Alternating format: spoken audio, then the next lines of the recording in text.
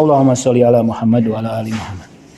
Ada kaidah yang mengatakan idza tajawwaza an haddin in qalaba ala diddihi. Jika ada yang melewati batas, maka dia akan berbalik berbalik yang bertentangan dengan sebelumnya. Jadi kalau ada yang melewati batas, maka dia akan menjadi ekstrim juga. Kalau seseorang ekstrim mencintai, maka dia akan menjadi pembenci. Kalau dia ekstrim membenci, dia akan mencintai. Hati-hati, jangan membenci seseorang. Suatu hari Anda akan mencintainya. Saya benci dengan kelas saya, Ustaz. Belum ekstrim, harus ekstrim. Dan hati-hati dengan mencintai secara ekstrim, nanti Anda akan membencinya. Kaidah ini misalnya, ini kaidah dari Irfan, ya, tasawuf falsafi. Menurut Sabzawari, jika sesuatu itu sangat jelas, ya, sangat tampak, sangat tampak sekali, jelas sekali, maka dia akan apa lawannya dari tampak? Tidak tampak, tersembunyi. Aneh ya? Sesuatu yang tampak jelas, ada di mana-mana, badihi jelas sekali, akan tersembunyi. Karena saking tampaknya, saking jelasnya dia menjadi tidak tampak. Contohnya lihat matahari. Matahari saking jelasnya kan, bersinar kuat, Anda bisa melihat tidak? Tidak bisa melihat. Tuhan itu sangat jelas betulnya, ya, sangat jelas, luar biasa. Dia penjelas, berarti dia harus lebih jelas. Dia yang mendohirkan, dia yang menampakkan, berarti dia harus lebih tampak. Dia yang memberi hakikat, berarti dia harus hakikat. Tapi karena saking jelasnya menjadi tersembunyi. Nah, itu contoh metafisik.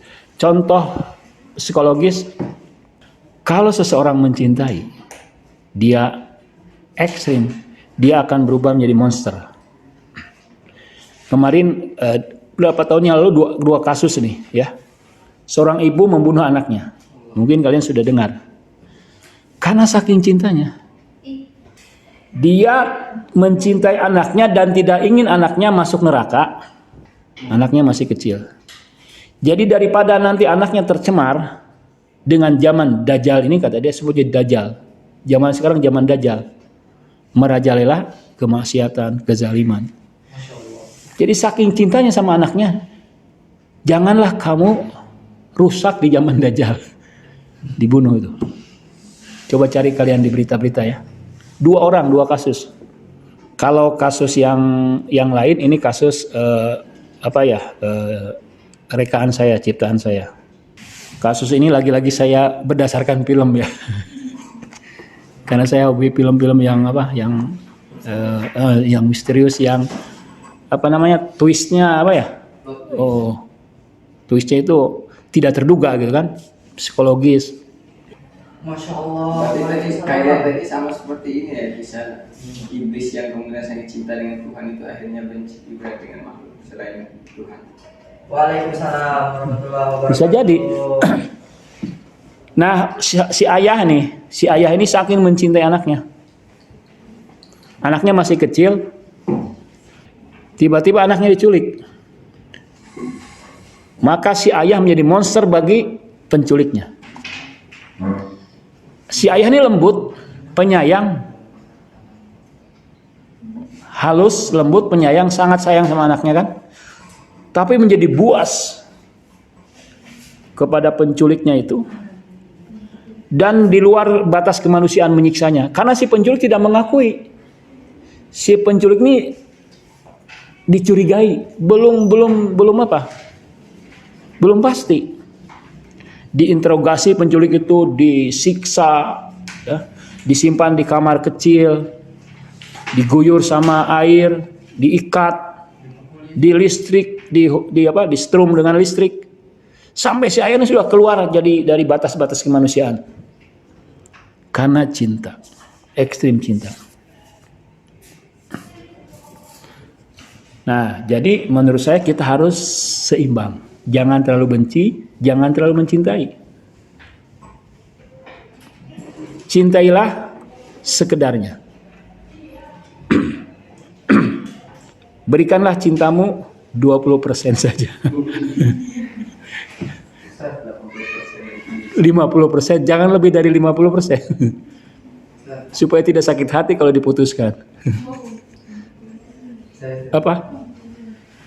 Nah, kalau jikalaupun tadi kan alasan saya kalau kita mencintai maka jadinya akan membenci. Nah, kalau itu ditujukan kepada baginda Muhammad SAW, bagaimana Ustaz? Oh, itu di luar kategori ya. Kita kan kalau beliau cintanya cinta platonik ya. Cinta yang tidak meninggalkan keburukan. Cintanya dia itu cintanya apa? Dalam rangka menyempurnakan jiwa-jiwa lemah. Jadi sehingga beliau tidak meninggalkan alam ini, sudah sempurna beliau insan kamil, tapi tetap bertahan di badannya kan? Dia tetap bersama umatnya. Karena ingin menyempurnakan. Itu cinta ilahi kan tidak ada keburukan. Ini cinta kepada selain ilahi. Jadi dengan demikian menurut saya kita harus seimbang ya, jangan terlalu membenci, jangan terlalu menyukai kepada manusia, jangan terlalu membenci kelompok manapun, agama manapun,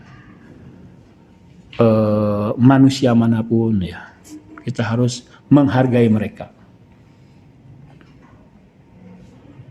Karena seperti itu, tadi itu akan terjadi, kebencianmu akan menjadi bumerang ya. Seperti ibu tadi, dia mencintai anaknya kok membunuh, karena sayang anaknya nanti rusak di zaman Dajjal.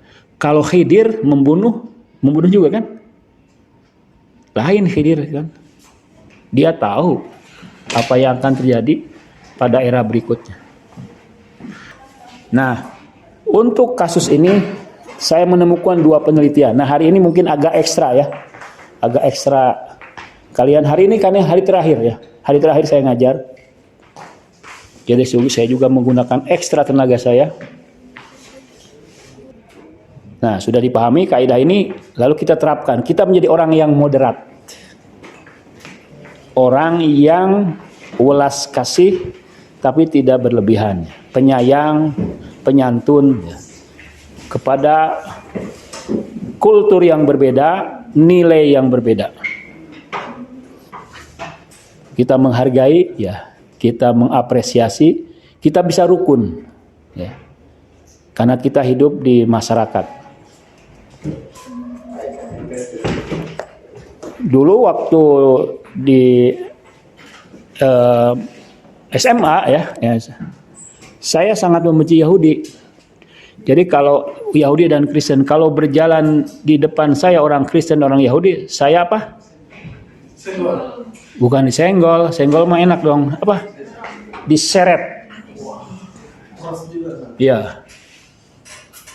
Jadi kalau berpapasan jalannya kecil, lalu berada di sisi saya lagi nih.